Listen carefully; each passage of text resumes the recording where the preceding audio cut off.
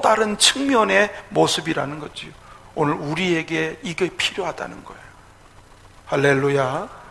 잘 아시는 대로 믿음은 하나님만 의지하는 거고 주님 뜻을 위해서 사는 게 믿음이에요.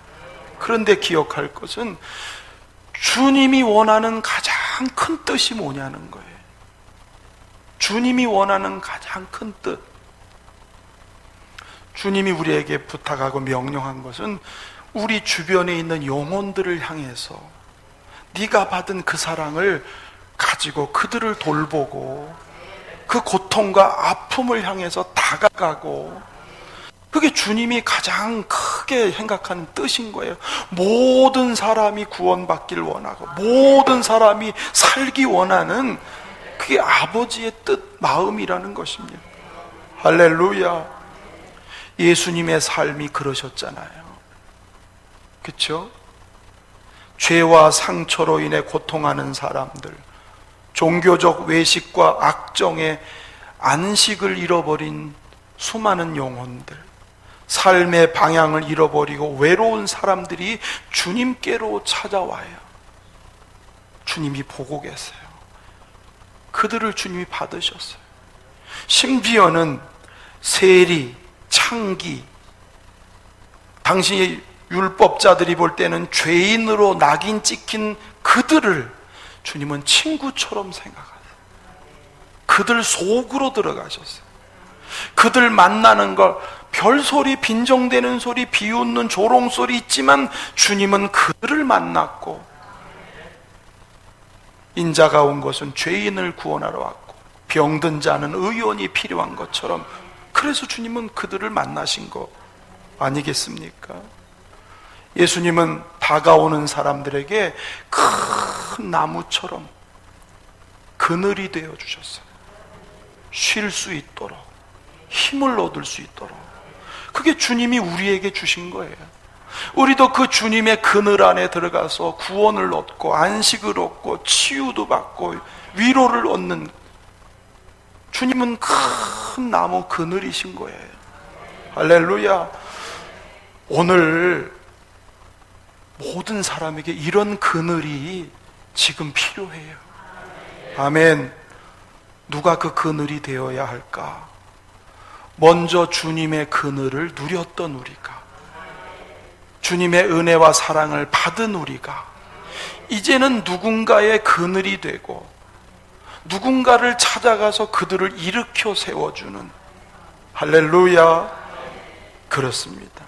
사람들이 아무렇지 않은 듯 괜찮은 듯 살아도요, 마음에 공허가 얼마나 가득한지, 마음 둘 곳이 없어요. 경쟁사회, 이 경쟁, 일상이 된 이 세상에서 살려니까 아등바등 누군가를 이겨야 되니까, 그래서 외로움, 군중들 속에 있지만 외로워요. 사람들이 어울려 살지만 너무 쓸쓸해요. 가족이나 이웃, 친구에게도 말 못하는 게 너무 많아요. 이런 삶의 무게에 짓눌려서 어찌할 바 모르는 그런 사람들이 찾아갈 수 있는 곳이 어디냐? 그런 사람에게 필요한 사람이 누구냐? 오늘 힘들고 아픈 사람들이 다윗에게 온 것처럼 여러분, 저와 여러분이 그런 역할을 해야 되지 않겠습니까? 할렐루야. 예산에 제가 글을 읽으면서 예산에 얻는 한 자그마한 카페 얘기가 있는데요, 그 카페 주인이 아침에 일찍 빵을 굽는 일을 먼저 하는데, 이분이 카페 시작하면서 두 가지 원칙을 세웠대요. 하나는 밀가루, 버터, 설탕, 치즈, 과일, 커피는 최고의 품질 것을 쓴다. 둘째, 그곳을 찾아오는 모든 손님들을 하나님이 보내주신 사람으로 여겨서 정성을 다한다. 첫째 원칙은 정직하고 성실하게 마음 잃지 않으면 가능한데, 둘째 원칙은 참 어렵습니다. 이상과 현실, 이 앞에서 흔들릴 때가 많아요. 그래도 내게 오는 사람들은 하나님이 보내준 분들, 이 원칙을 지키려고 노력을 했답니다. 그래서 그 카페가요, 돈벌이 수단보다 더 큰 게 뭐냐면 여러 아픔, 상처 입은 사람들이 거기 와서 마음이 편하게 쉬는 장소가 됐다고 그래요. 한 예로 어느 날 주인이 주문받은 빵하고 드립 커피를 직접 들고 손님한테 찾아가서 커피를 어떻게 만들었는지에 대한 친절한 설명을 해요. 예. 그러면서 돌아가면서 뭐라 그러냐면 행복한 시간 되십시오. 그 한마디였대요. 행복한. 그 마음을 담은 그 한마디가 이 손님의 마음을 울컥하게 해서 눈물을 줄줄줄 흘렸대요. 여러분, 왜 눈물을 흘렸을까요? 정말 자기는 아무한테 가도 말할 사람도 없고 외롭고 힘든데 이 사람은 나를 이렇게 소중하게 여겨주는구나, 이렇게 가치 있게 나를 대해주는구나, 그거에 감동이 된 거예요.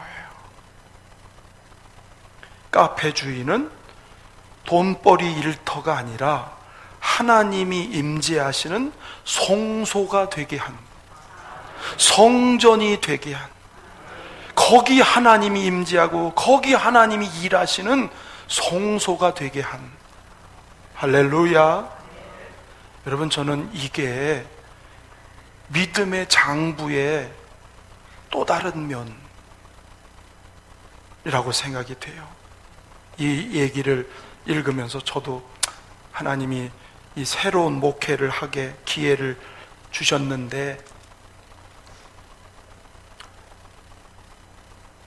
교회 직위로 세워주셨는데, 내게 오는 사람이든 아니면 내가 가서 만나든 하나님이 내게 붙여주신 한 영혼, 이렇게 귀하게 여기면서 남는 목회해야 되겠다.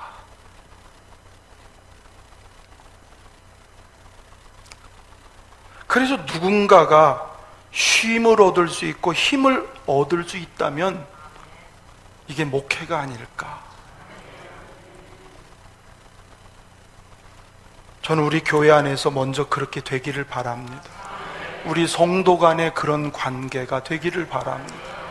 그리고 여기서 얻은 에너지를, 여기서 얻은 은혜를 삶의 현장으로 가는 거예요. 이제 여러분의 일터로 가는 거예요. 아멘. 거기서 내게 주신 은혜를 내 옆에 있는 사람들, 아파할 수도 있고 고통할 수도 있고 힘들어할 수 있고, 얼굴은 내색을 안 해도, 그래서 주변에 있는 사람에게 위로가 되고 힘이 되면 저는 그것이 대장부로서 손색이 없을 것이다. 할렐루야. 제가 그 어려움 속에서 새롭게 목회를 하면서 이 목회는 하나님이 내게 주신 선물이다, 그런 생각을 적어놨었어요. 그러다가 지방의 교역자 원례회 때 설교하라고 그래가지고 그 주제로 설교를 했어요. 간증이죠, 간증. 그때 어떤 부목사님이 그날 은혜를 많이 받았나 봐요. 너무 지치고 부교육자 생활을 여러 해 하면서 막 너무 이제 지치고 갈 데는 없고 목회를 그만해야 되나 내려놔야 되나 하나님하고 씨름하고 막 그럴 때라. 근데 그날 선물이라는 주제의 말씀을 듣는 순간 하나님이 나를 위해서 분명히 예비한 게 있다, 막 그런 이렇게 소망이 생기더래요. 힘이 나더래요. 그날 전화가 왔어요. 목사님 너무너무 은혜 받았어요. 그래서 저는 왜 그러지? 부목사가 나한테 자기 담임 목사 좀 흉보려고 그러나? 막 별 생각을 다 했어요. 그래서 어느 날 여기까지 찾아왔어요. 목사님, 내가 그날 그 설교 안 들었으면 제가 목회 안 했을지도 몰라요. 그러더라고. 그러면서 뒤에 이어지는 말, 그렇게 그날 은혜 받고 며칠 안 돼서 단독 목회 자리가 났다는 거예요. 그것도 제가 아는 그 윤창훈 목사님 가신 교회 그 앞에 기성교회가 큰 교회가 있거든요. 그리로 났다는 거야. 꿈이 있는 교회. 연줄이 있냐니까 연줄이 없대.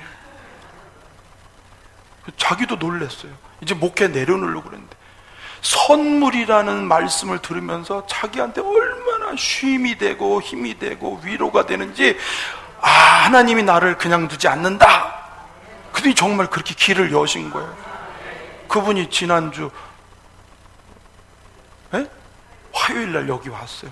왜 왔게요? 복되니까 밥 사준다고. 또 누구하고 달고 왔어요. 다른 목사님 나를 소개해 준다고 달고 와서 자기 선배를. 밥값은 제가 냈습니다.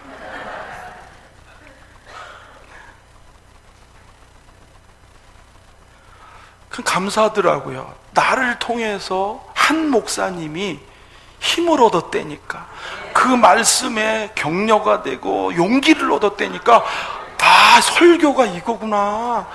이 중에서 한 분만 은혜 받아도 그게 설교구나. 괜히 욕심 부리지 말자. 다 은혜 못 받았다고 그럴 필요 없어. 죽을 써도 은혜 받을 사람은 은혜 받을 거고.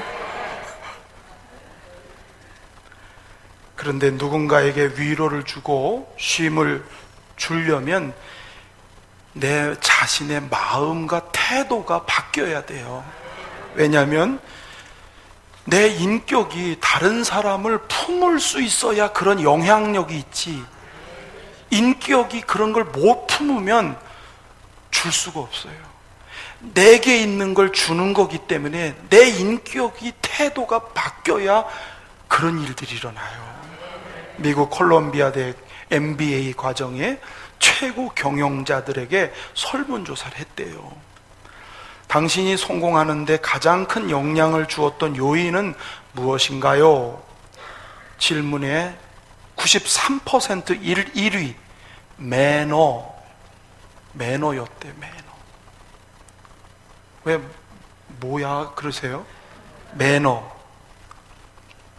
타인을 배려하고 상대방의 말을 존중해서 들어주고 경청해주고, 이런 인격이, 이런 매너가 성공한 비결이라는 거예요. 93% CEO들이 대답한 거예요. 매너에서 자기 삶의 성공이 거기 있다는 거예요. 근데 이 매너는 타고나는 게 아니고요, 노력해야 돼요. 훈련해야 돼요. 고쳐져야 돼요. 할렐루야. 매너의 본질은 다른 사람을 배려하는 마음, 다른 사람을 이해하는 마음, 매너가 거기서 나온대요. 선진국은 돈 많이 버는 것만 선진국의 지표가 아니라 시민의식이 높은 사람, 할렐루야, 기본 매너가 있는 사람. 제 아들이 하나님 은혜로 외국을 이렇게 다니면서 많은 걸 배웠나 봐요. 돈이 아니라, 인간성이 저렇게 좋을까, 매너가 너무 다른 거예요. 그래서 저한테 권해요. 아버지, 제가 갔다 봤더니 수준 차이가 매너 차이더라는 거야. 응? 그들은 들을 줄 알고 조용히 말할 줄 알고 설득하는 데 지혜가 있고 함부로 혈기 부리지 않고. 그래서 아버지, 목회도 그렇게 하면 좋을 것 같아요. 아들이 스승이. 그래서 제가 조금 옛버릇이 나오면, 아버지 그게 아닌 것 같은데요? 다 그래요. 다 컸더라고. 잘 알지 못하는 사람까지도 배려할 수 있는, 그게 선진국이라는 거죠. 할렐루야. 특별히 우리는요, 매너 그러면 뭐부터 잘하면 좋을까요? 인사 잘함. 옆에 분을 존중하는 마음으로 한번 인사를 한번 해보세요. 형제님 만나서 너무 좋네요. 은혜 받고 승리하세요.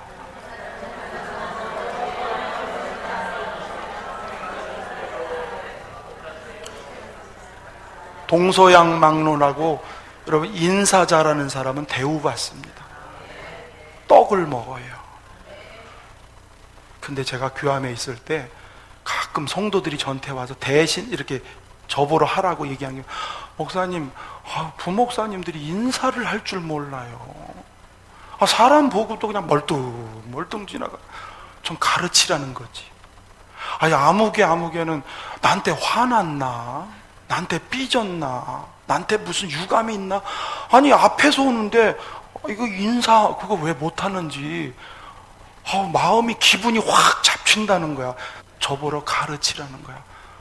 제가 장로님으로 어떻게 가르쳐요? 어떻게 목사님을 어떻게 가르쳐요? 의외로 인사가 쉬운 것 같은데요, 몸에 안 배면 못해요. 동탄 시온교회 평생 표어가 뭐라고요? 좀 크게 시작. 여러분, 교회 표어가 너무 유치하지 않아요? 인사만 잘해도 먹고는 산다, 그게 교회 표어예요. 근데 그 교회가 정말 주변 사람들한테 인정받아서 교회가 막 매주 새 사람이 오고, 물론 지역 자체가 새로운 동네니까 부흥이 되겠지만 인사성이, 처음 보는 사람, 아파트에서 엘리베이터에서 어디서든지 인사를 그렇게 잘. 교회 가면 청년들, 학생들이 인사 분위기가, 벌써 인사 잘하면 상대방하고 뭔가 교감이 오거든요. 다시 합시다. 인사만 잘해도 먹고는 산다. 이제 누가 인사 잘 안 하면요, 나한테 유감 있냐고 한번 해보세요. 아니에요. 제가 그냥 하는 소리가 아니에요. 특히 한국 사회에서는요, 인사성만 발라도요 먼저 점수를 따고 가는 거예요. 그러니까 우리가 기독교인이라는 게 그런 기본 윤리, 기본 도덕은 빼고 신앙만 잘못이에요. 기본 윤리, 기본 매너, 기본 예의, 여러분 이거는 기독교이니까 더 잘해야 되는 거예요. 아멘. 그렇습니다. 예수님이 이 매너를 얘기하셨어요. 누가복음 6장 31절 읽어볼까요? 시작.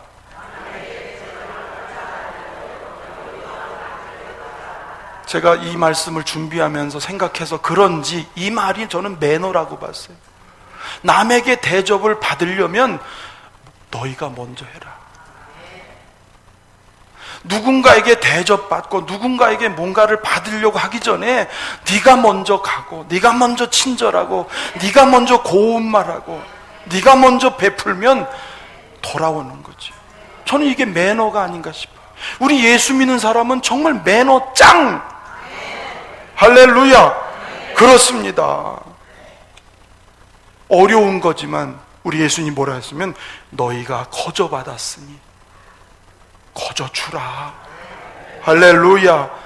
다윗은 하나님께 받은 사랑이 있었기에 힘들고 어려운 이 사람들을 함께하고 그들을 책임진 정말 멋있는 사람이에요.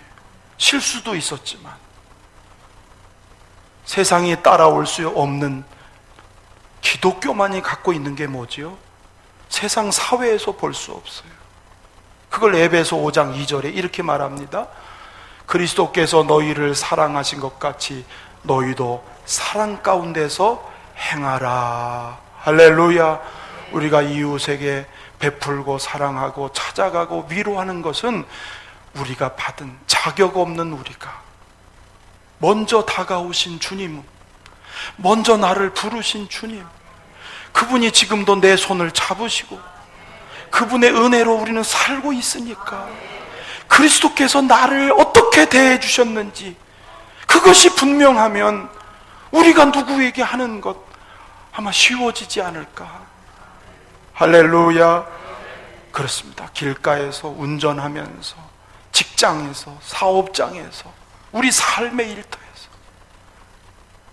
제가 어제 그제 연립 정문 이 번호키를 누르는데 그 앞에 옥수수 보따리가 이렇게 놓여 있더라고. 누가 사놨나 봐요. 근데 마침 할머니가 이렇게 나오세요. 그래서 이거 가지러 오셨나 보다. 그리고 제가 얼른 들어드렸어요. 제가 갖다 드릴게요. 그래서 가가지고 문 열니까 듣고 왔어요. 얼마 있다가 옥수 쪄가지고 오셨어. 그러면서 우리 집사람한테 뭐라 하냐면, 이거 목사님들이세요. 내가 목사인 줄 어떻게 알았어? 와, 다 보는구나. 목사님들이래요. 다 보는구나. 별거 아니지만 우리가 작은 친절이나 작은 선행이 얼마나 많은 사람들에게 유익을 주는지 몰라요. 우리가 오해하고 있는 게 뭐냐면, 경건의 오해가 뭘까요? 경건, 우리는 기도 많이 하고 예배 생활 잘하고 100% 맞아요. 근데 경건은 그것만이 아니에요. 야고보 1장 27절 시작. 하나님 아버지 앞에서 정결하고 더러움이 없는 경건은 곧 고아와 가부를 그 환난 중에 돌보고 또 자기를 지켜 새 속에 물지 않냐는, 보세요. 참된 경건은 고아와 가부를 그 환난 중에 돌보는 사람. 기도했습니까? 예배드렸습니까? 성경을 압니까? 뭐야? 삶이 뭐냐는 거지. 사람에게로 나타나지 않은 경건은 반쪽 경건이에요. 사람들하고 계속 부딪혀, 상처를 줘, 이웃과 관계가 깨졌어. 그러면 경건이 뭐예요? 헛되다 그러는 거잖아요. 오늘 말씀의 요지는 믿음의 대장부라는 게 어떤 기도, 말씀을 통해서 죄와 싸우고 시험을 이기는 그런 면만이 아니라 우리 주변을 돌아보고 힘들고 어려운 사람들을 찾아갈 줄 알고, 내게 붙여준 고객이, 우리 집에 오는 손님이 하나님이 보내준 사람, 이런 정신으로 사는 게 그게 경건이고 믿음의 장부라는 거. 우리 모두가 그렇게 멋있게 살기를 주의 이름으로 축원합니다.